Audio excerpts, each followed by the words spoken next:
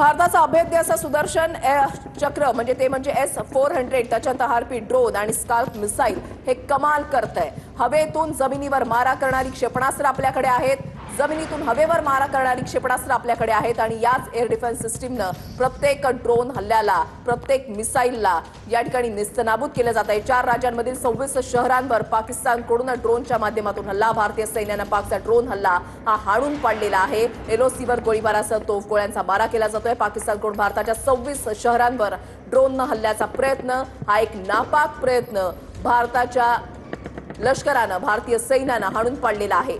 आज धार्मिक स्थळ, नागरी वस्ती आणि एअरपोर्टवर पाकिस्तानकडून हल्ला करण्यात आलेला आहे।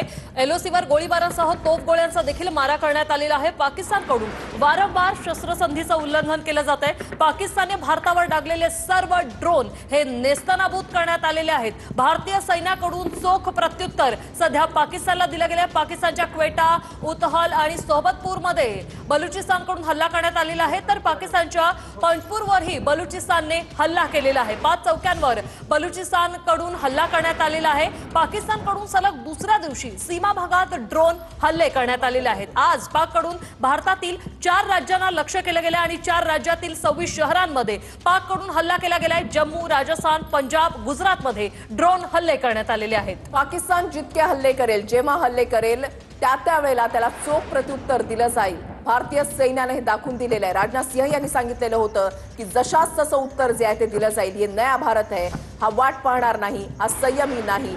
ज्या वेळेला जसं रिॲक्शन असेल त्याच्यावर ॲक्शनवर रिॲक्शन जी आहे ती त्वरित दिली जाईल, अशी प्रतिक्रिया जी आहे ती भारताकडून देण्यात आलेली होती। 22 एप्रिलला ज्यावेळेला पहलगाममध्ये हल्ला झाला आणि त्याच्यानंतर 15 दिवसाच्या आत ऑपरेशन सिंदूर राबवलं गेलं। 15 दिवस ज्या दिल्लीमध्ये घडामोडी घडत होत्या, बैठकांचं सत्र सातत्यानं सुरू होतं। पंतप्रधान मोदी हे प्रत्येक घडामोडींवर बारकाईने लक्ष ठेवून होते आणि त्याच्यानंतर ऑपरेशन सिंदूर राबवल्यानंतर भारतीय लष्करानं घेतलेली पत्रकार परिषद आणि जगाला दाखवून दिलं की हा भारत गप्प बसणारा नाही, हा भारत प्रत्येक हल्ल्याला चोख प्रत्युत्तर देईल। काही व्हिज्युअल्स जे आहेत, काही दृश्य जे आहेत ते आता समोर येत आहेत। ज्या वेळेला पाकिस्तानकडून ड्रोननं हल्ले करण्यात आलेले होते त्यावेळेला काही भागांमध्ये नुकसान झालेलं आहे। काही घरांवर हे जे ड्रोनचे हल्ले झालेले आहेत त्यावेळेला घरांचं सुद्धा मोठं नुकसान झालंय, तीही दृश्य समोर येत आहेत। घरं असतील, वाहनं असतील, नागरी वस्त्यांवर पाकिस्तानने ड्रोन हल्ले केलेले आहेत। मात्र हे सर्व ड्रोन जे आहेत ते हवेतच भारतीय सैन्याकडून उडवण्यात आलेले आहेत। मात्र त्यानंतर हे ड्रोन खाली पडले आणि हे ड्रोन सध्या शोधण्याचं काम सुरू आहे, कारण हे पुरावे जे आहेत ते सध्या गोळा केले जात आहेत। वारंवार पाकिस्तान